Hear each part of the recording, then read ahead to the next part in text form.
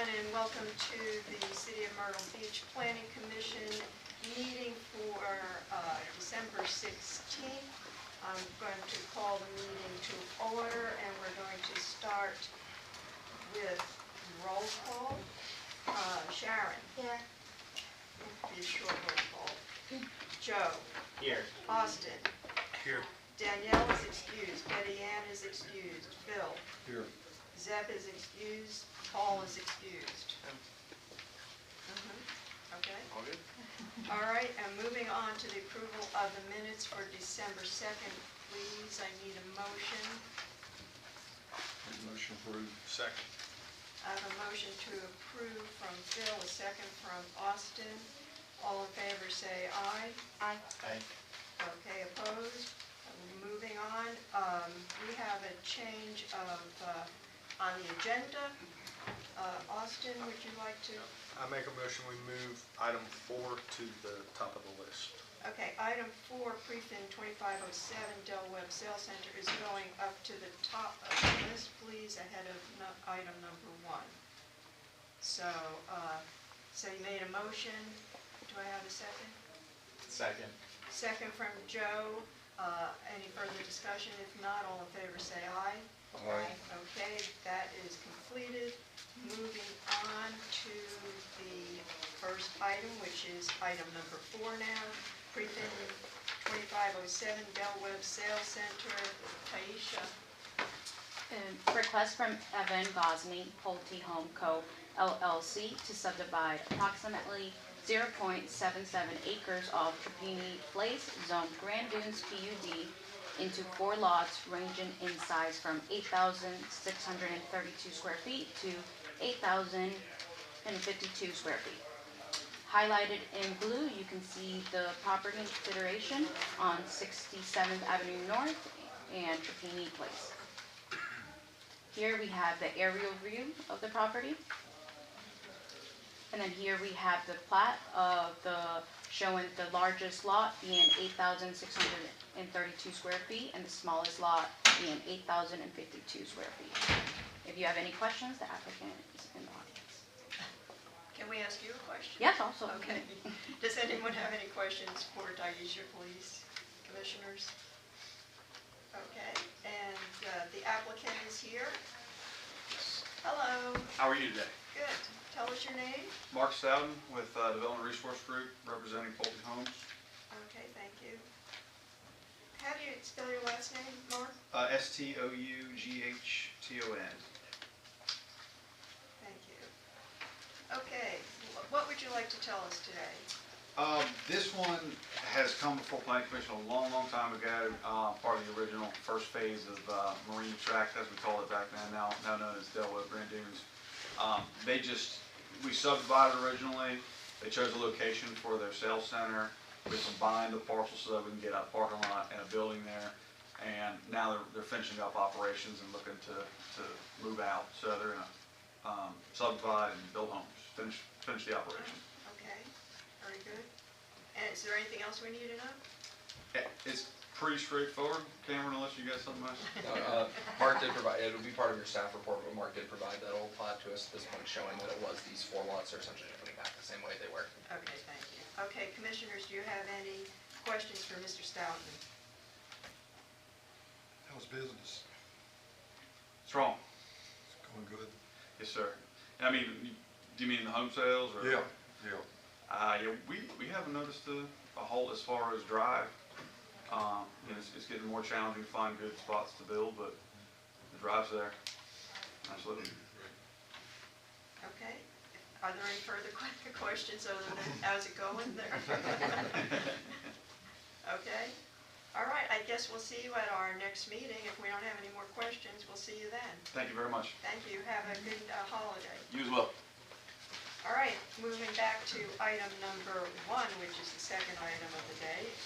Text 2507 MUM drive-through conditions. Cam. Yes, ma'am. This is a request from C.F. Smith Property Group, John Smith as agent, to amend section 1501RR to allow properties specifically on Robert M. Grissom Parkway to develop restaurants with drive-through services with conditions. So currently, the MUM does allow drive-through restaurants, but it's strictly restricted to Kings Highway.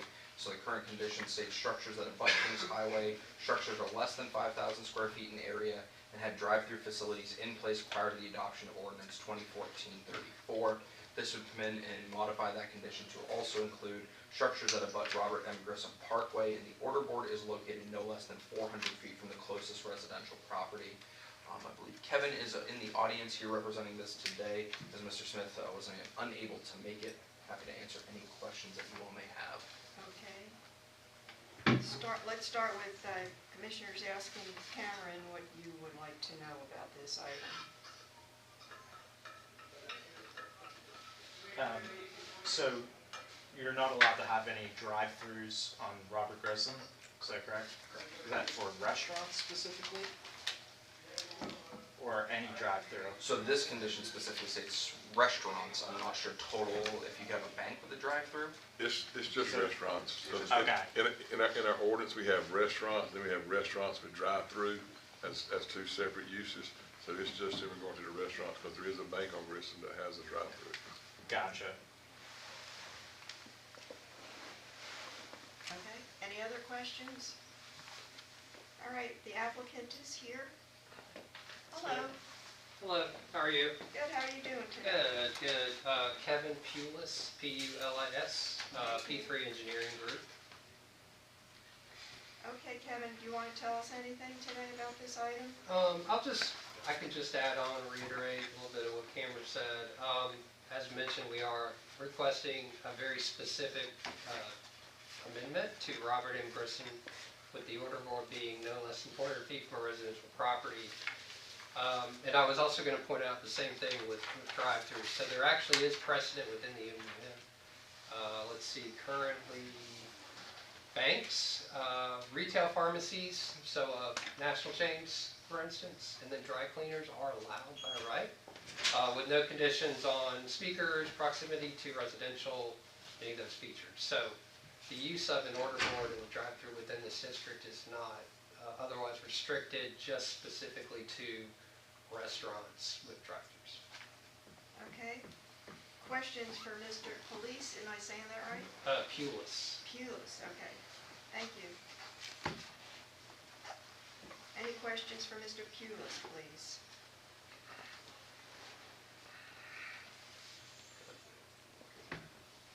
Oh, I'm so sorry. You usually say something. No, you want to be Go ahead. recognized? Yes, Phil? I could see from the request that was just trying to address a specific property, but how do y'all look at evaluating this, that this will be applicable to all MUM, and how will that be a good fit with our overall plan of how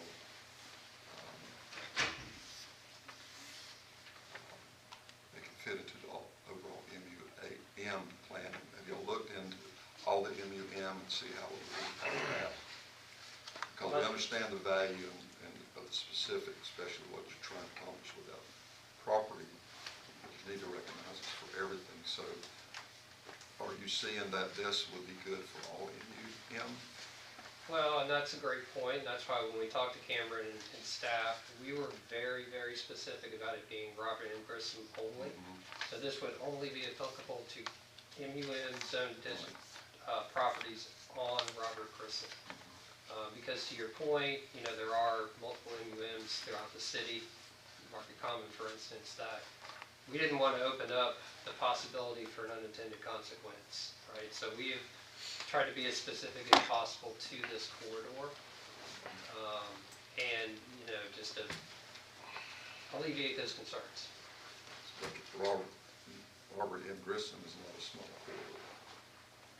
Correct. It goes several miles. Correct. So that's what I'm trying to say. It's not just, I could see if it's right there in that area, in that corner, but try to help me understand when you look at the whole Robert M. Grissom Parkway and the type of properties there.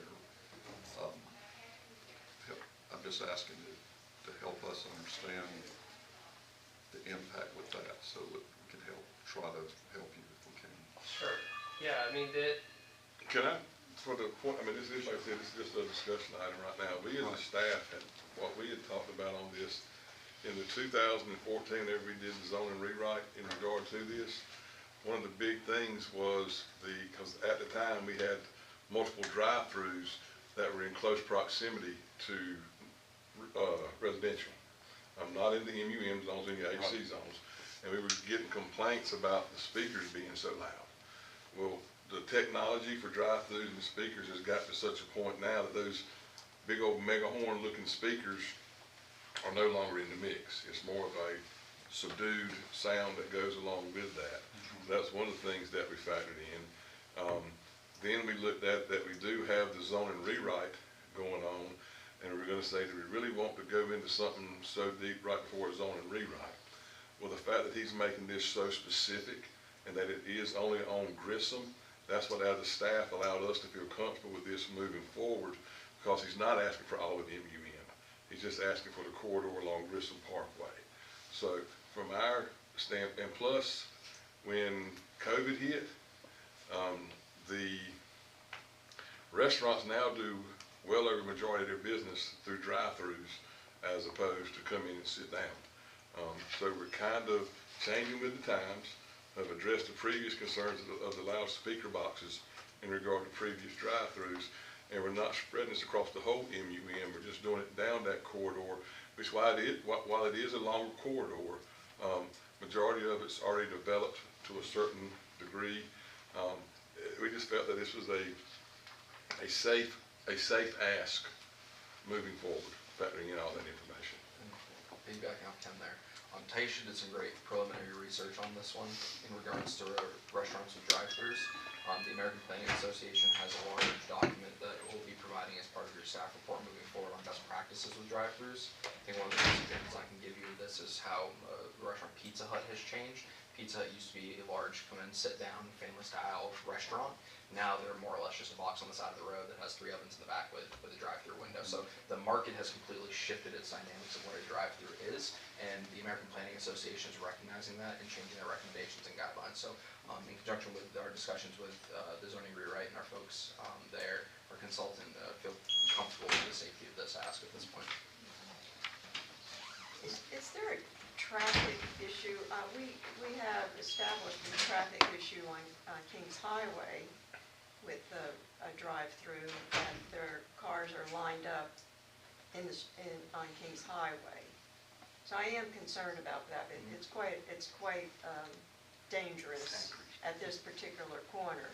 So I am concerned about backing up, something that we did not take care of on that last request.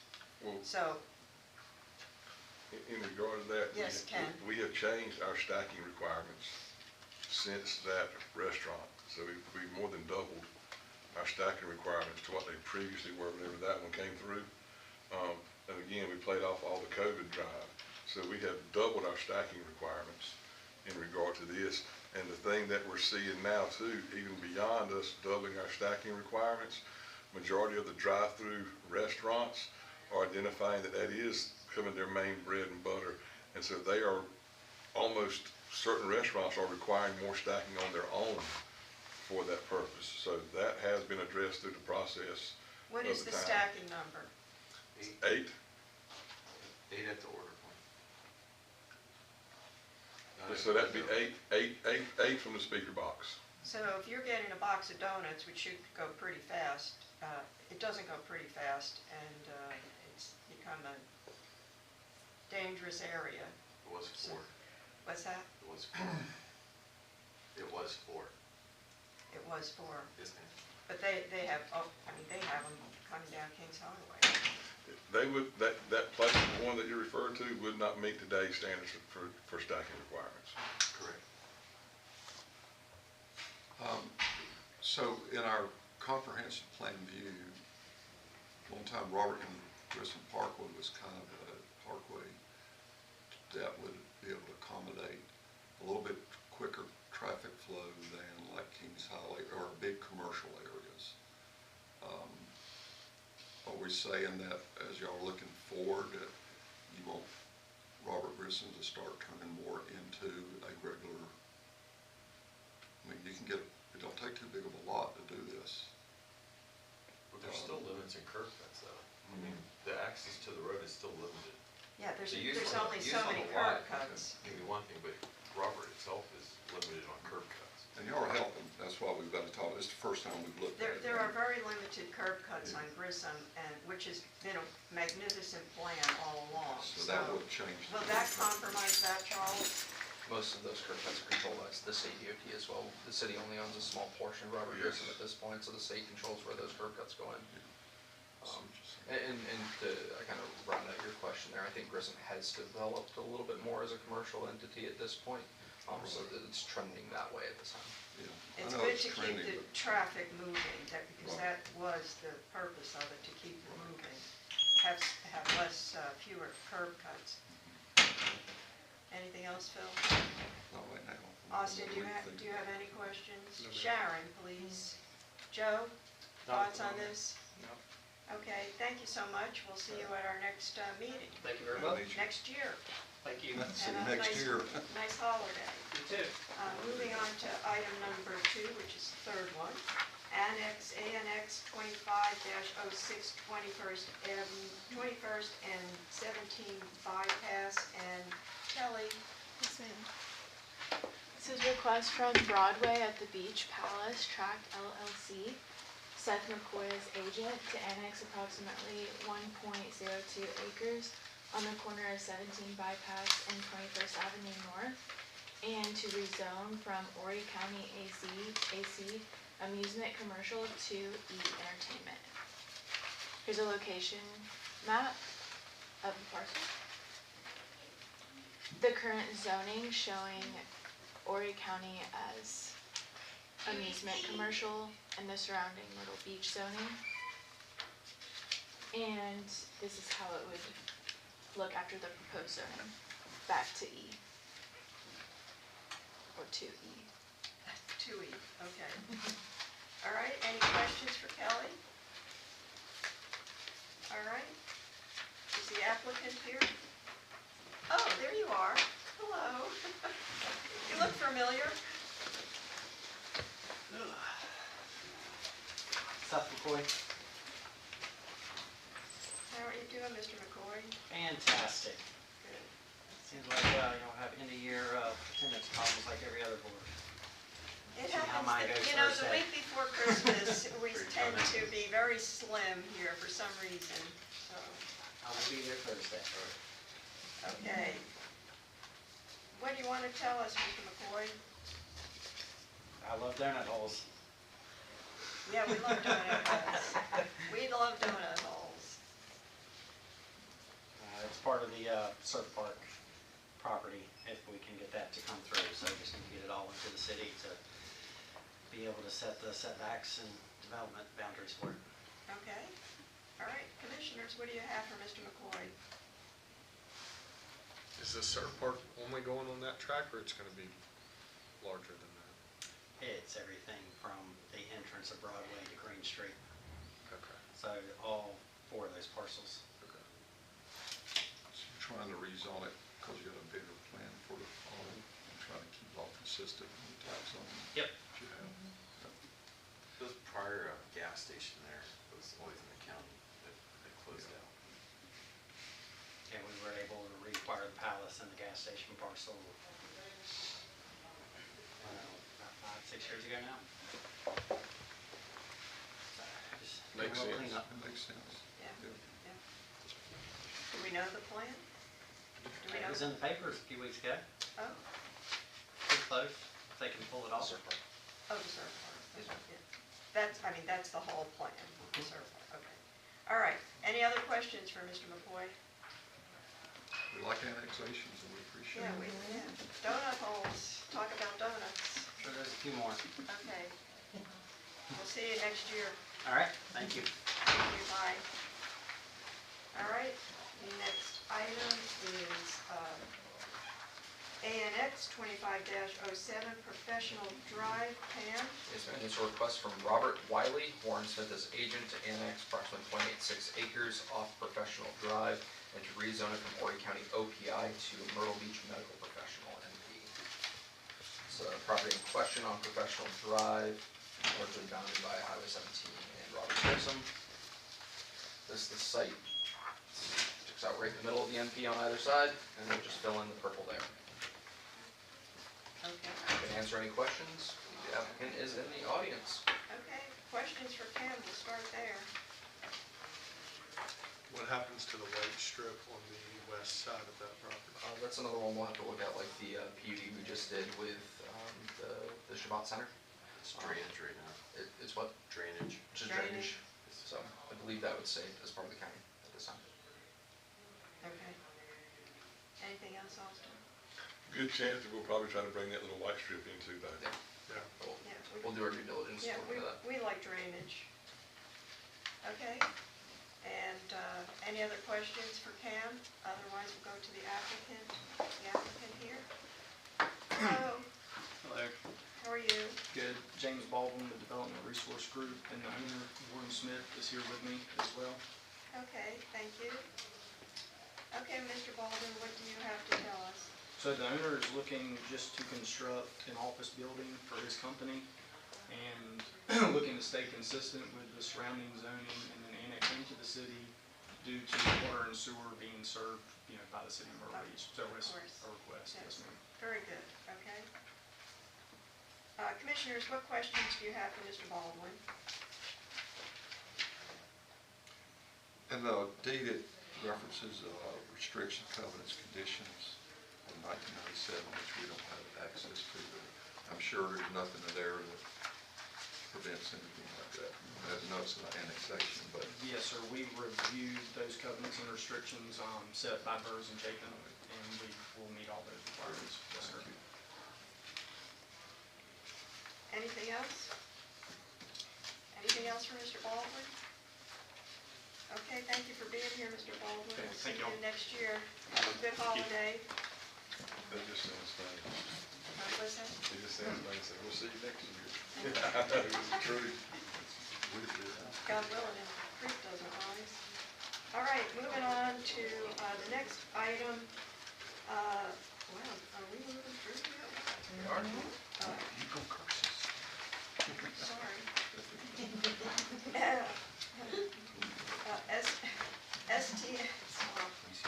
STN 25-10 HGTC Brandon County. Yes, ma'am. It's a request from Horry Georgetown Technical College to name a drive off Hemlock Avenue and Swallow Avenue servicing HGTC property, Joe Thomas Brainy Jr. Street. This is the property in question. It's down in the Market Common area, and highlighted there in yellow is the street that is requested to be named Joe Thomas Brainy Jr. Street. Dr. Ford has graced us with her presence today, so I'm happy to answer any questions that I may, and if I'm not, I'm sure she would be able to. Okay, questions, we'll start with Mr. Cameron about this. Commissioners? This may be a dumb question. Is there a reason to run a street that's parallel with another street and just leave that parking lot there? Where? There's the parking lot to the south of it. Yeah. That's a boundary. I know, but there's, talking about the blue line. no, I'm talking about the street underneath that. I don't know what it's Right on called. the street is So I believe that road is already constructed at this point. They're The just, Joe Thomas? the Brainy Street's already constructed, they're just coming in to name it. Correct me if I'm wrong, that is already correct. Okay. Okay. Yeah, it facilitates that parking lot, Yeah, yeah. so. We would use that for 911 addressing. Okay, okay, thank you. Okay, the applicant is here. Would you like to come and talk to us? It's pretty painless here. We're user-friendly. Well, thank you for your service, and thank you for putting this on the agenda so quickly. Just tell everybody who you are. Oh, I'm sorry, I'm Marilyn Murphy. I'm president of Horry Georgetown Technical College. And I think you want to know any more about me. We know you're a wonderful leader. Thank you very much. Thank you. The college is privileged to have this property, and this is where this street is very short. It's like a football field to a 1.5, paved nicely, runs parallel to campus and to, I think it's Cactus, and on one side are parking lots for the students, and on the other is a science building, and this is the most heavily used building on the campus. It's borders the academic building, the old school building for the military. So we'd like to honor Mr. Brandon for his service. He's not going anywhere, and this would be a surprise for him. But he has been on the board since 1991. He's 34 years on the board. He's a CPA, Clemson grad. Oh, wait, hold on. We have limits. And I'm a USC grad, so we have our limits. But he has served as a chairman since 2011. We'd like to honor him and name that street in his honor. Okay. Okay, commissioners, what questions would you like to ask? Phil? I don't think 911 is going to have a problem identifying it, so that's a pretty good name. Okay. All right, anybody else? All right, well, thank you for being here. Appreciate you coming in, and we'll see you also next year. Okay, thank you very much. Thanks for your help. You're welcome. And I hope everybody has good holidays. You as well, you as well. Yeah. Planning to. All right. Moving on to the last agenda item, but not the last thing on the agenda. Item number 6, STN 2511. Cam, back to you. Says a request from HD The Palms LLC, doing business as Sean Bauer Development LLC, Trace Bagwell as agent, to name a new private drive off Oak Street near 16th Avenue, servicing 2 multifamily buildings, Vivian Place. Location here on North Oak Street. Looks like it's on the backside of I believe it's the Sears building at one point. Location. This is the current proposed site for the Vivian Place, servicing the buildings in question. I do not believe the applicant is here, as there's no one else in the room. If there are any questions I may. Is it Vivienne or Vivian? I believe it's Vivian. Oh, curious. Okay, commissioners, Cameron is the person that you have to ask all the questions. This is 2 down from the police department, correct? It's gonna be the abutting lot to the existing apartment place right now. It's gonna be tracked. Good idea, mate. Okay, Yeah, so 1, 2, yeah, it would be the third parcel down from the police. all right. Anything else, anyone? Okay, moving on. I would like to commend staff with all the packages today. We got everything big enough, we can actually read everything. It was wonderful, I appreciate that. Thank you. Okay, that's the main agenda items. Let's move on to communications from staff, please. Here's the calendar draft. Remember this day because we seem to have problems collecting everybody the week before Christmas. It shouldn't be a problem. I don't know what happened, but half of them claim they are sick. So I believe that. I mean, I believe them because evidently you have a lot of people sick. It is going around. So, but we have to vote on this calendar, So was most of the excused absence due to sickness? all except Zeb's. Okay, so they would have been here if they weren't sick. Well, We can go with that, so that's good. I mean, how about staff's past experience on this week before Christmas has been an issue? It depends on when Christmas falls. If Christmas would be next Monday or something along those lines, Yeah, it's over. it's pretty much done. But whenever Christmas falls toward the end of the next week, and our meeting is sitting toward the first of the week prior, it normally hadn't been that big of a deal. Normally where we have, anytime a meeting falls within like 7 days of a holiday is whenever we normally have some issues, whenever it falls between 5 to 7 days of a holiday. No, but this one being 9 days out from a holiday. But normally anything that falls within 7 to 5 days of a holiday, we, rule of thumb, pretty much taken it off the calendar. And so there's been some years where we hadn't had the second meeting in the month of December because of the way Christmas fell. I will say this one, for next year, the Tuesday meeting on the 15th would be 10 days, so it'd be the following Friday. So, Yeah, I saw that.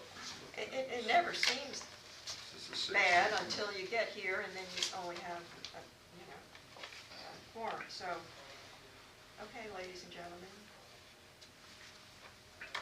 Make a motion to approve. Second. Okay, I have a motion to approve the calendar and from Phil and a second from Austin. Any further discussion? If not, all in favor say aye. Aye. Thank you very much. Moving on to, now this is these things are big deals here. Population, okay. Population element presentation, please. So, just kind of a quick high-level overview. Joe asked the question earlier, just a quick refresher. Joe's been hard at work here on the population element for the better part of the year. As we move forward, this is the major amendment that would be to the current 2024 comprehensive plan. This piece of it is just a piece of the comprehensive plan though, and the resolution would seek to ratify the comprehensive plan again as an entire package, similar to how we did the economic development piece to it. So this is one piece within many larger pieces, but the ask is to do a whole entire comprehensive plan, again, adoption with this resolution that's before you. And I think that being said, turn over to my wonderful staff here to Who's presenting? all three. I didn't see. I snuck in. Okay, See how they run. the three of them. I've been watching y'all on the line. All right, this is going to be good. Is there singing involved? It's got like a popcorn. trio. It's a trio. All right, so long-awaited population element update. So like Cam was saying, that we are required to update our comprehensive plan every 10 years and do small reviews every 5 years. We decided to do at least one element every single year, so that we'll never be up against that time clock. And the population element, it serves as the foundation for the entire comprehensive plan. It influences, informs, and shapes all the other elements in that plan.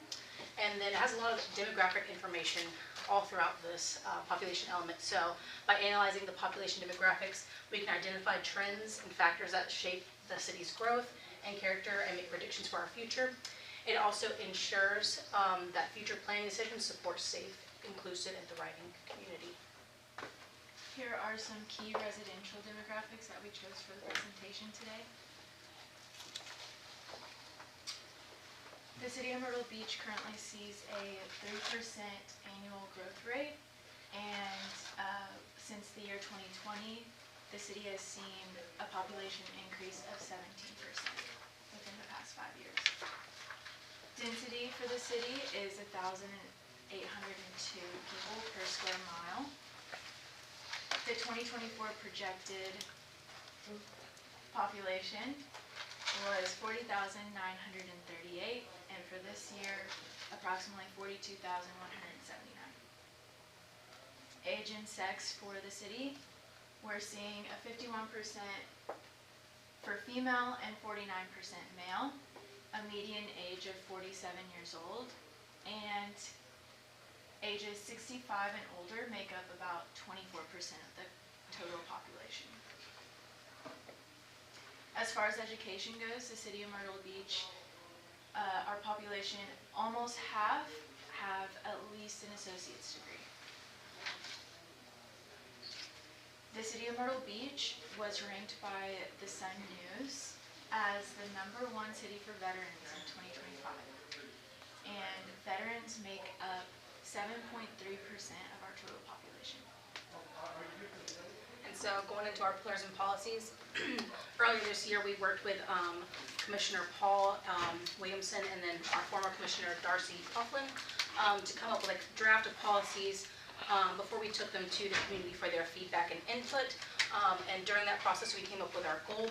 And so our goal is accommodating sustainable and intentional population growth by focusing on an attainable future that attracts emerging professionals and families to our safe, inclusive, and thriving community. So each of the elements in the comprehensive plan have pillars and policies. The pillars are key focus areas in which future infrastructure and resources in Myrtle Beach will be directed. And then we hope the city acts upon these policies and can improve resident quality of life, increase community resources, and create innovative solutions for challenges facing our community in the future. For our first pillar, we have plan alignment, and then the policies contain an ongoing collection, analysis, and integration of population data into all of the other elements of the comprehensive plan, and then also looking at growth trends and demographic changes that may inform decision making. And then for our second pillar, we have current growth, and this is policies that contain supporting social events for our long-term residents as well as our new residences, preserving our city's unique character, and then also collecting resident insight and feedback that may direct our future decisions. Our third pillar is future growth. This is looking about 5 to 10 years into our future population and what we can do for them and how we can support them. So policies contain supporting smart growth strategies such as infill development, limiting urban sprawl, and then preserving our open space. Strengthening our partnerships with healthcare organizations so they can address the needs of our expanding community, and then collaborating with Horry County and all of our neighboring municipalities to make sure that we are all aligned and working together. For our final pillar, we have community networks. These policies contain promotion of community vitality and long-term population stability. We also are supporting our vulnerable or at-risk population groups, establishing and maintaining partnerships with local, county, and state organizations. And then we are also encouraging events, promoting them for all the health and well-being for our entire community. And we believe that these policies will help give us the best Myrtle Beach in the future. And then we think our community also agreed with that based on the responses that we got from them. For our public engagement session, we went to 7 locations in the duration of 3 months, and we had our one online comprehensive survey that was with 35 multiple choice questions, and we received over 1,000 responses. With that being the highest level public participation in our history, with a total being 1,283 responses, which helped directly incorporate community's feedback and priorities. And here we have the list of the 7 locations that we held where residents and visitors naturally spent much of their time.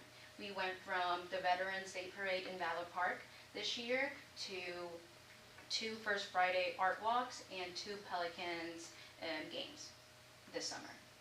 And then with our last location being the train depot. Here we have some of the photos from all 7 public sessions where people would come to our booth and we would give them a 10-question survey and then also give them a flyer to be able to take our big comprehensive survey. And then here we have a list of some of the things that we had learned from the survey. We have a 53% of responses suggested young adults and professionals should be better prioritized when directing resources and planning for future growth.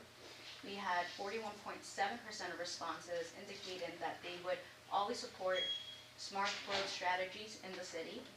33.7% of responses indicated that they would often support mixed-use development.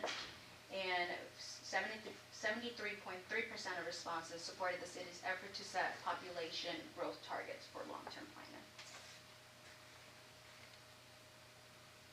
That's it. That's all. Okay, I have, commissioners, do you have questions? Do you like our pictures? I think you must have taken them. No, we all did. When you had people fill this in at the different venues, did you qualify them as City of Myrtle Beach residents, or Yes. who were, I mean, not that they had a Myrtle Beach address? So during all the events, they had smaller surveys that they would fill out for that specific event. And on that, it was like 10 questions, a little bit about their demographic. It did ask them if they were a City of Myrtle Beach resident, had multiple options. Yes, they're in city limits. No, but I live in like the surrounding area, or I'm just visiting. Had multiple options for them to choose, so we did take what they put in there and added the ones that lived in the city to our. I want to add in something here. One of the things we decided early on as a staff is, say somebody lives out in the county, you move to Myrtle Beach for a reason, you use our resources, you use our roads, you come to our restaurants, you shop here. So while you may not live within the boundaries of the city, you are definitely part of this community.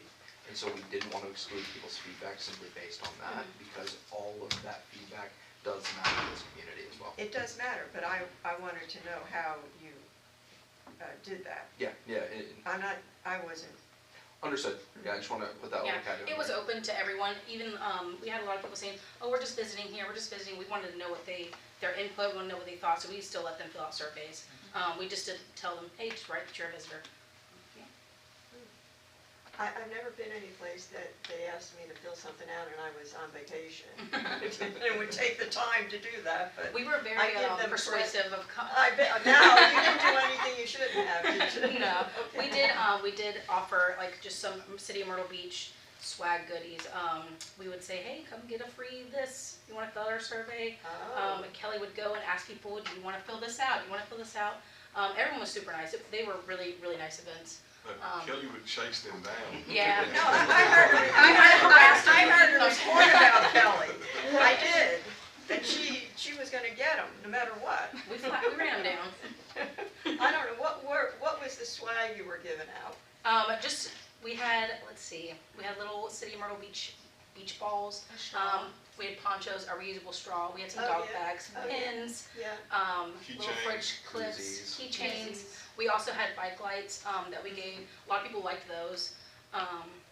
So I think the koozies went the fastest. Koozies and Oh, is that stickers. right? For some Koozies reason, and people love stickers. koozies, still love it. It's Yeah. wild. Oh, my gosh. Those are my favorite. Oh, wow. I love koozies. Just a drawer in my house that's just koozies. I do too. They still grab them. I had friends that were emailing me, they said, "We think that you should know that we have filled this in online, because we want you to be proud, and we sent it to 12 of our friends." And I mean, I'm thinking, they're telling me that, I mean, I thought that was very sweet, that they're telling me that they're filling it in online and telling their friends to tell me that. I'm thinking, stop, you don't have to tell me you're doing it. I'm happy that you are, though. I cannot state how excited we were. Taisha had the dashboard, seeing the numbers come in. And there was one morning we came in and it was at like 200. The next morning it was like 500. We were so happy. A news story hit, like, oh my God, that's incredible. That's higher than we had ever thought. When you did online, though, did you know what area of town you were? I mean, was that on the online survey of We what asked area of town they were? Similar question, not Similar neighborhood questions, vicinity to city limits. So Okay, not particularly your address or anything like that. yeah, no, but I was just wondering if more people from, one area responded more often than others, of just a curiosity. So I think we had said, when we saw that 500 number, we had looked and we're like, if we could get 800, that would be incredible.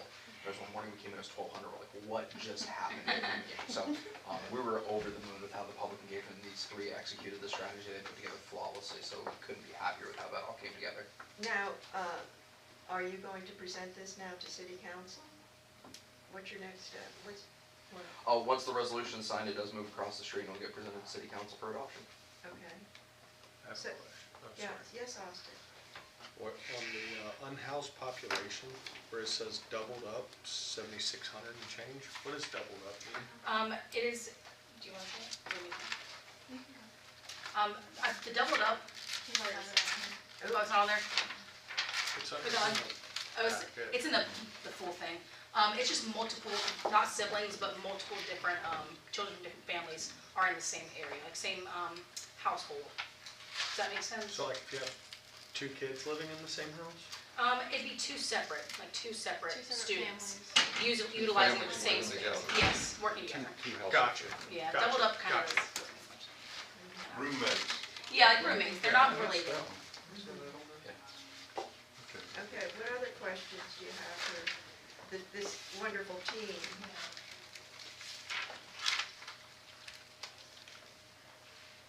No? I'll let the questions finish, I just have a thought.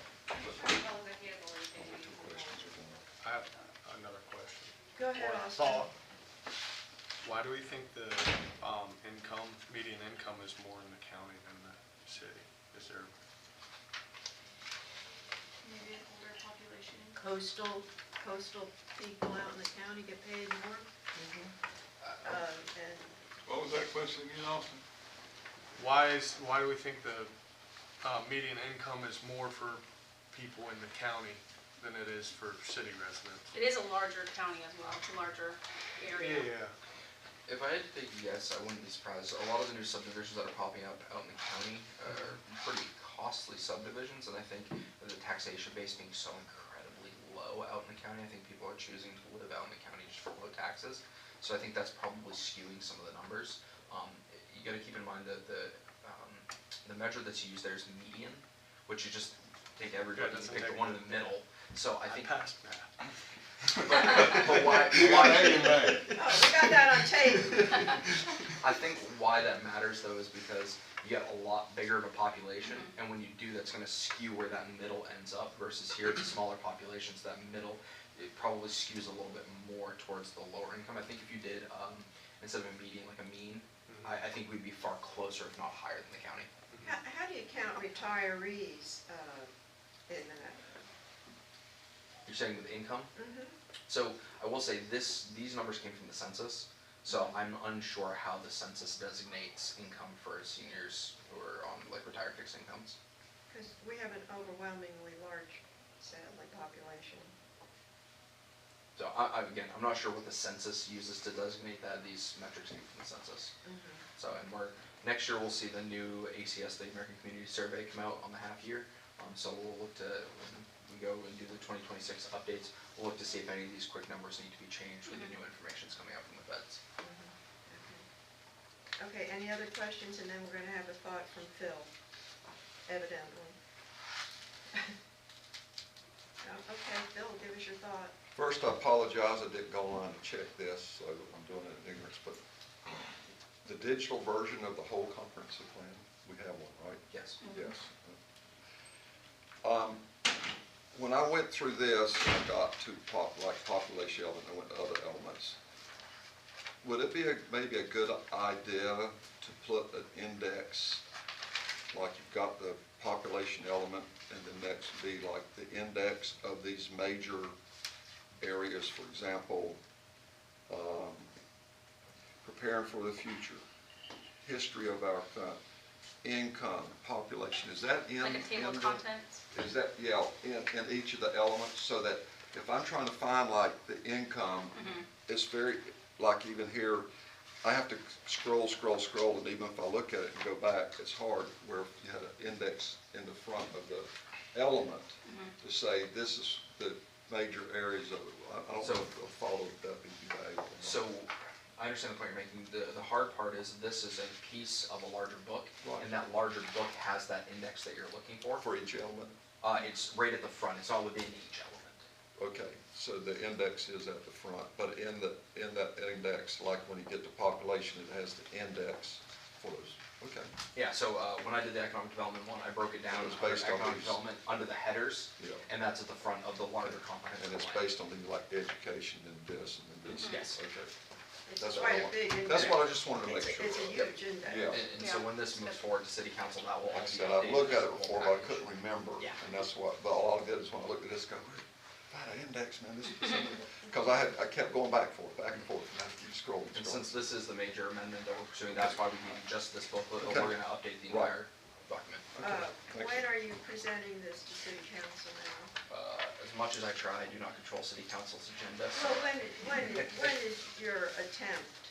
I would like to see the very next meeting if at all possible, but again, don't control that agenda. If you sign the resolution today, pending the vote of the board, I will have it sent over to Fox's office, and hopefully we will put it on the next agenda, and if not, the one after that.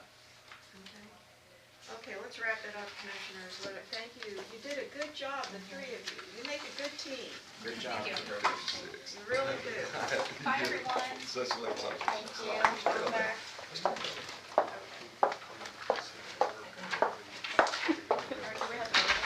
Yes, yeah. Okay, we have so don't anybody leave yet, because we need to vote on this. Motion to approve? Second. I have a motion from Austin and a second from Joe. Any further discussion? If not, all in favor say aye. Aye. Opposed? It is unanimous. Thank you very much. Great job, Scott. Thank you.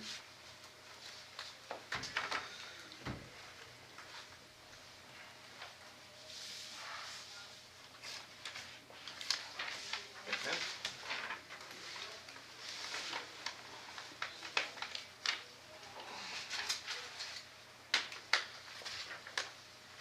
Ma'am.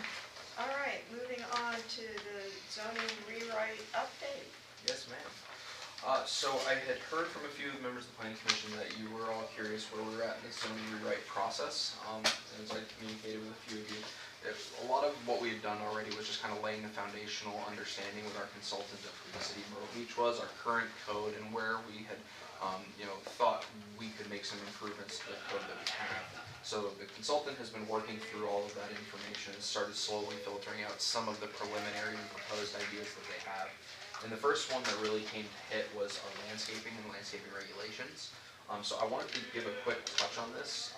In an earlier conversation with Ken, he said something that really stuck to me. What we're trying to get to as staff is a base ordinance to bring you all before a lot of more of that nuanced discussion comes into play. So we've been working hard with the consultant to get comfortable with a base level ordinance with some of the changes that staff and honestly some of the recommendations that this board has previously made, to put that into a document before we can bring it to you all for a bit more of that nuanced conversation. So I just kind of wanted to hit on the high level notes here that we've seen with this landscape regulation.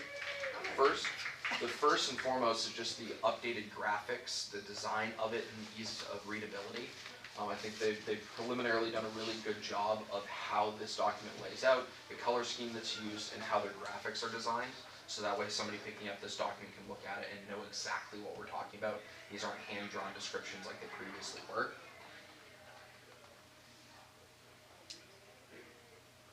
Again, all the language that's in there is proposed, so there's nothing that, and I don't want to focus on the text of these specifically at this time because that may change. This is more just an example of the readability of the document.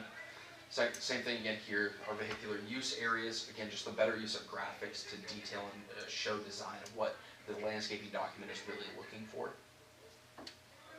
And I did want to hit on these. These are some of those key elements that they brought to the table for us to discuss through as we build towards this base ordinance, just to inform you all. We've heard many times that our landscaping and tree preservation wasn't as strong as the board thought it needed to be, and staff honestly thought it needed to be.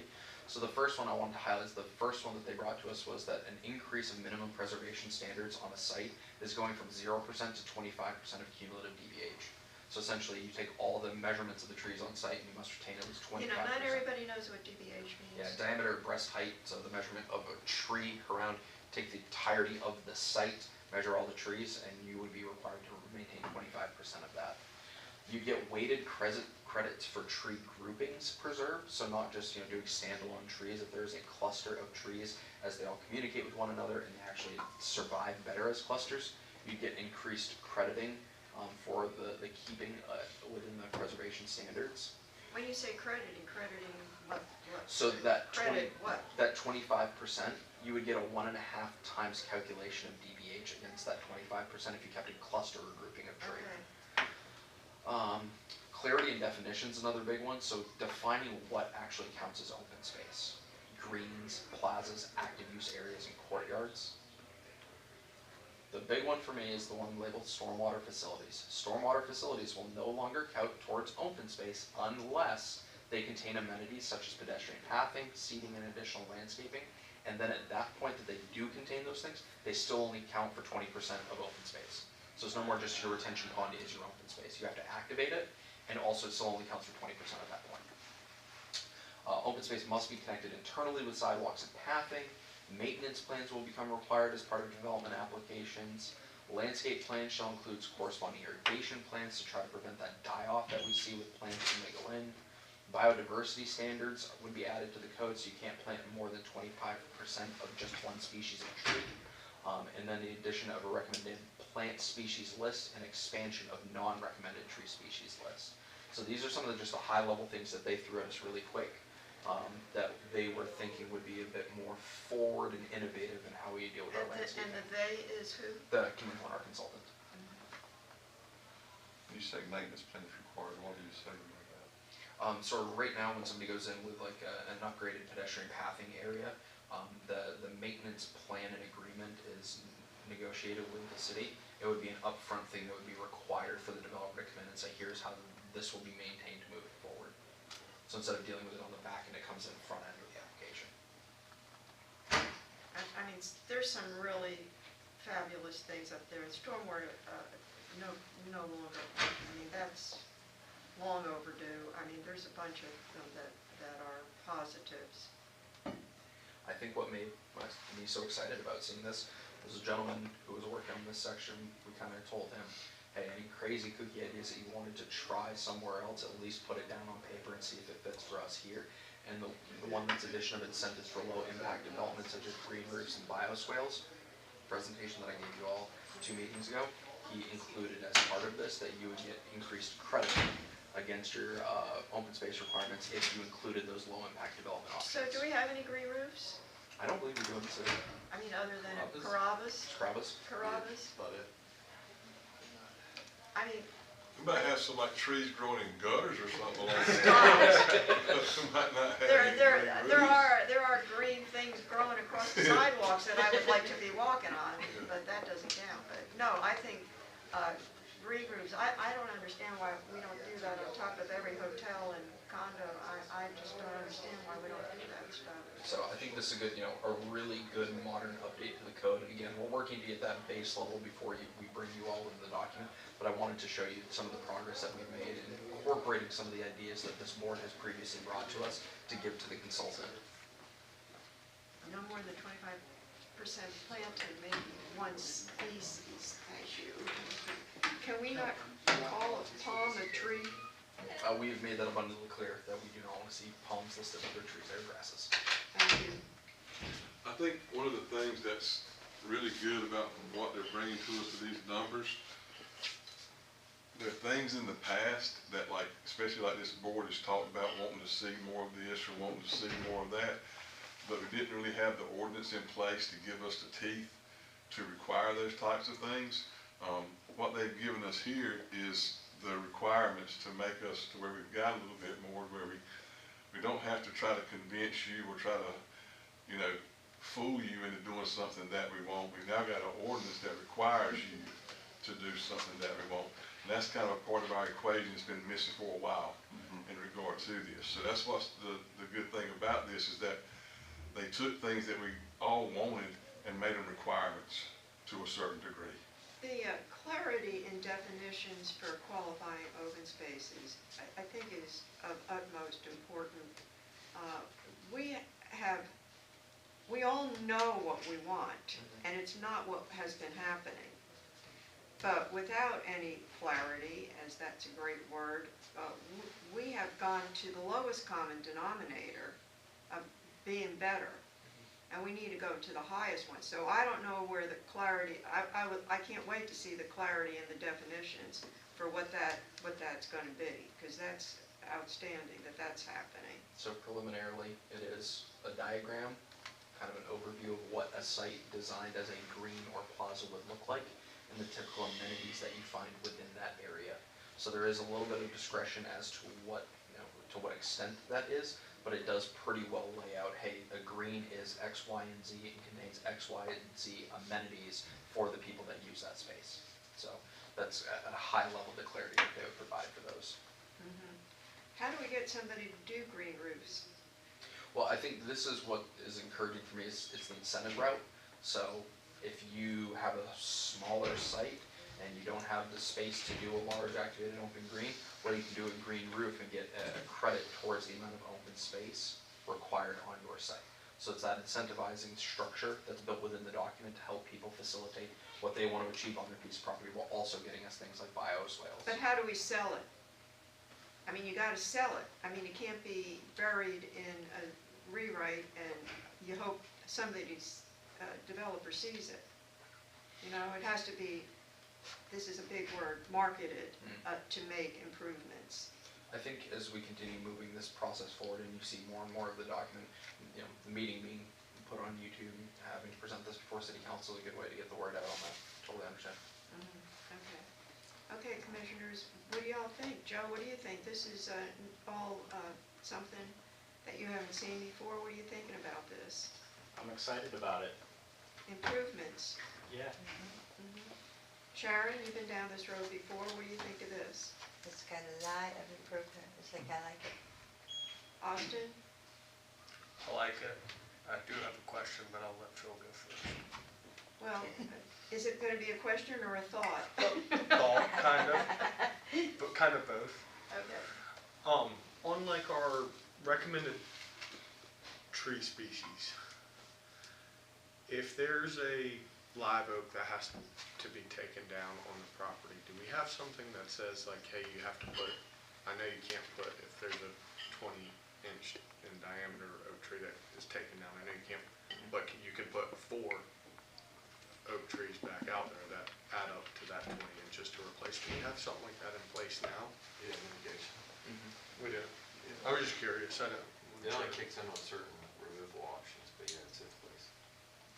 And This will make it, would you not say that this will make it kick into a whole lot more opportunities now than what we currently have in place? Yeah, like Reed, it looks like you're gonna retain more organic material on site as it currently exists, rather than just flat. Right. And then to design your stormwater around it a little Sure. bit. I didn't include everything that they proposed, just some of the highlights. Yeah. They are also upping the mitigation requirement amounts, and one of the things that I didn't include in here that I really liked is that one of the issues that we have is when we require like understory treeing for buffering purposes, people typically go in with like yay big trees, and it takes them 10, 12, 15 years to actually mature to create that buffer. One of the requirements they're proposing is that all buffering must be completed within 4 years. So if you're going with that understory tree option, you are going to have to plant a bigger round of trees to actually facilitate that 4-year window that you have to do to get that buffering done. So bigger trees planted in the ground often survive easier and better. Yeah. So it's another one of those mechanisms to try to move the needle a little bit so we don't have that 10 to 25% die off in the first year of the needle sometimes too. That never is revisited. That's a very bothersome thing. I mean, everything's dead around this dumpster that was supposed to be hidden with landscaping, and several years later, there's just weeds there, and there's no follow-up of it, so. I think to Ken's point, the old mechanisms that we have weren't strong enough, and I think, and to your point, I think this one will give us the teeth to This has start. got more teeth. Yeah. This has a whole lot more trigger mechanisms in it than our current ordinance does. We have to be better. We have to be better all the way around. Our city can look better, and it should look better. It must look better to go into the future. So, Phil, you have a thought or a question? I have so I know this is great. It's wonderful and it's heading in the right direction. And from what you're saying, I like everything that's being said. It's absolutely right, spot on. Let me appreciate, we would rather have someone maintain their property than penalize them, because the maintained property is a lot better than the beauty. But, we've had a few discussions, and one of the things that's been difficult for y'all to get people to maintain properties is that we've had some weaknesses in non-compliance, the ability to be able to put teeth into the non-compliance. That will be part of what y'all are looking at, where it helps with that. It help people, give them better incentive to actually maintain than go pay a fine and then just don't worry about it till 6 months later you bother them again and then they do it. Are y'all looking at those type things too? That helps because on the front end we get these things, they look great.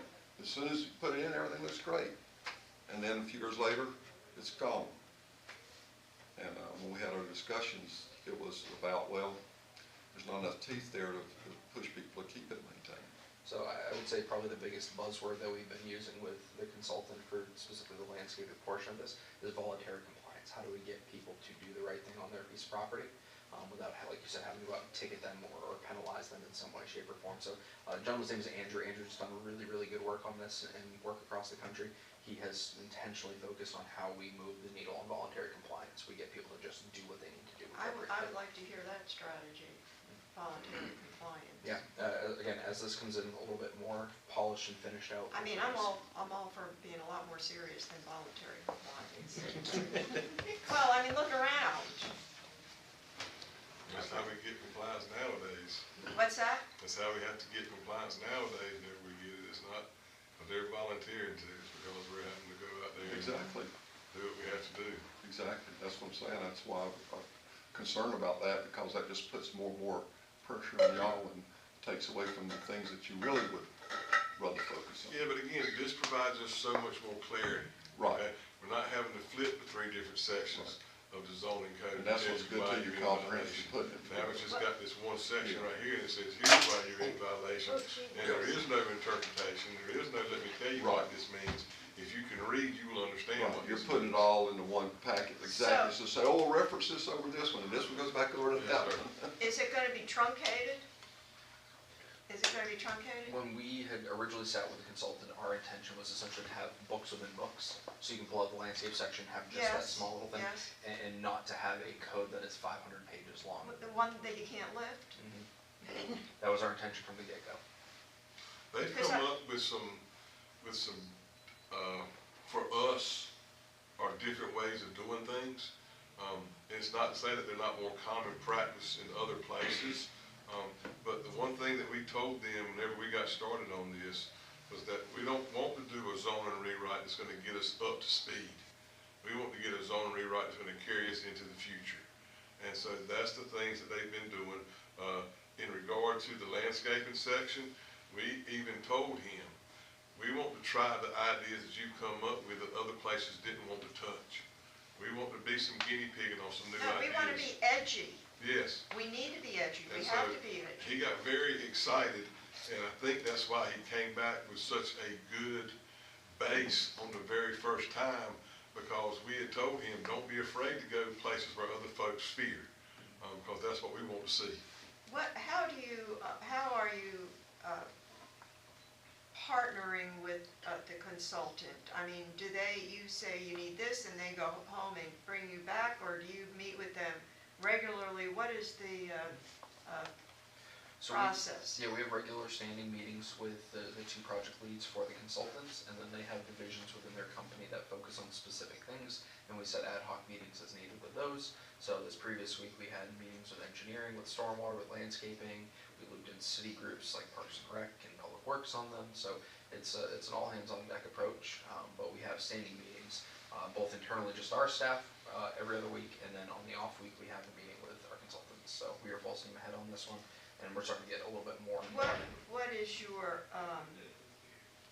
the end zone, timeline, what is that, thought on that, where, Another 12 to 14 months.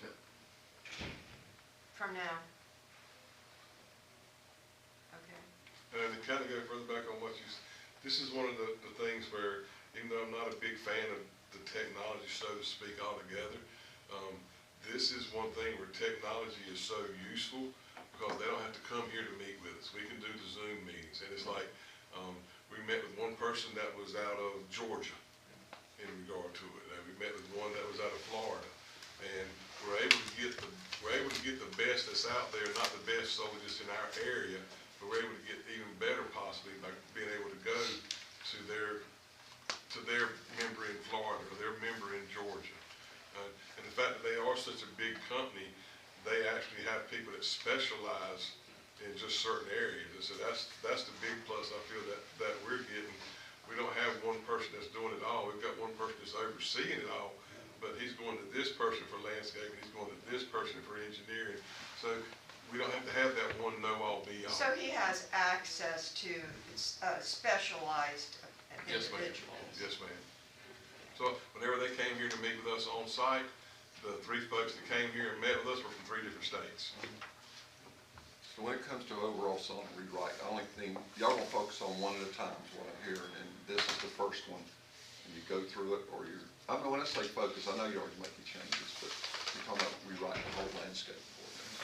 So there are many chunks that are in play right now. This is just the first chunk that's come back to the landscaping. So we've also been in talks about updating the permitted use table, our zoning classifications, parking standards, all of those are out there and in the work. We have a timetable with the consultant of when things are supposed to be rolling back into us, and in the next 4 months, there's 3 big chunks that'll be coming back in, so we're starting to get it thick and heavy at this point. Well, I think one of the biggest points kind of feel along the lines of what you're talking is, yes, we may have 3 different consultants, we may have 3 different specialists speaking to us, and each one may be producing an element supposedly of our new zoning ordinance, but they're all doing it under the same format, the same guidelines, so everybody is on the same page, just in different locations. So it's not like this guy's get it to us one way, this guy's get it to us one way, and then they got to take it and all format it the same way. They're all on the same page to begin with, so whenever we get the ordinance from the engineer guy, it's gonna be in the same formatting style as what the gentleman from landscaping sent us. Okay. All right, let's wrap it up. Any final thoughts? I have a suggestion. Oh, Yes. Instead of us getting packages again, since we already have them, unless there's any change, can we just go more paperless? So we're not wasting so many trees? Well, we can't just go papers, and just send it to you through email now. Yeah, I mean, if we already have the packet, and unless our thing changes, why would we want another one? Because with 19 years of experience, I cannot rely on every board member to bring their same packet back from the meeting before. I mean, I'm just being honest with you. some of them leave it here when they go home. Yeah, and so, is it a good idea? Yes. Do I wish it could work that way? And I'm speaking in all boards in general. Sometimes I'm doing good just to get them here to have a quorum. Okay. And so to be able to say, I've got to have it here with this and this and this,